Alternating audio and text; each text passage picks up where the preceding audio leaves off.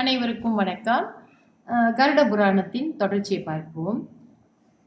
எந்த ஒரு தீய செயலை செய்து சம்பாதித்த பணம், சொத்து இவர்களுடைய மரண காலத்தில் உதவாது என்பதை அறியாமல் தூண்டில் முள்ளில் மண்புழுவை சேர்த்து போட்டால் மீன் அந்த மண்புழுவை சுவைப்பதற்காக போய் மாட்டிக்கொள்கிறது அல்லவா? அதே போல இந்த மனிதர்கள் இந்திரிய உணர்வுகளுக்காகவே ஒவ்வொரு ஜீவராசிகளும் நாசமாகின்றன.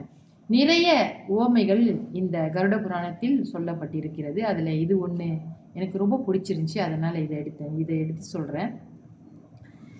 மிருத்யு, அதாவது மரண தேவன் எப்பொழுதுன்னு சொல்ல முடியாது. நம்மளை எப்படி இருந்தாலும் நம்ம அந்த மரண தேவன் முன்னு நிற்க வேண்டிய காலம் வரும். அந்த நேரத்தை உணராமே இவர்கள் தவறான காரியங்களிலே ஈடுபடுகிறார்கள். அதாவது இவர்களுக்கு சிலருக்கு கடவுள் நம்பிக்கையும் இல்லை.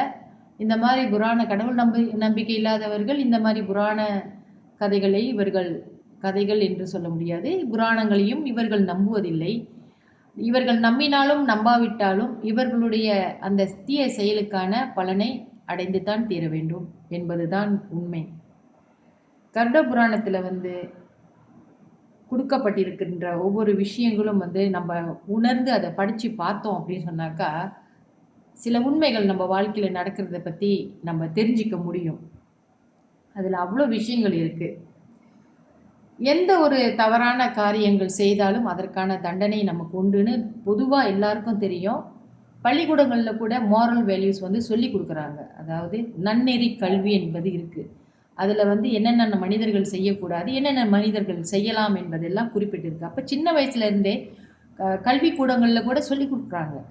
அது நம்ம பிள்ளைங்களுக்கு நாமும் அது பள்ளிக்கூடத்தில் படித்தாலும் வீட்லேயே நம்ம வலியுறுத்தி இந்த குழந்தைங்களுக்கு நம்ம சொல்கிறதுனால நம்ம பிள்ளைங்க நேர்வழியில் நடந்து எப்படி இருந்தாலும் நல்ல செயல்கள் நம்மை நல்ல இடத்திற்கு தான் கொண்டு போய் சேர்க்கும், நல்ல பலன்களை தான் நமக்கு கொடுக்கும் என்பது உண்மைதானே, எல்லோரும் அறிந்தது.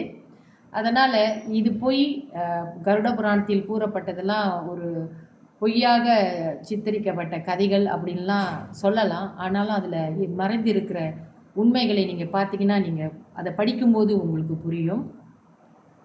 இன்னும் இதன் தொடர்ச்சி நாளை பார்ப்போம். நன்றி, வணக்கம்.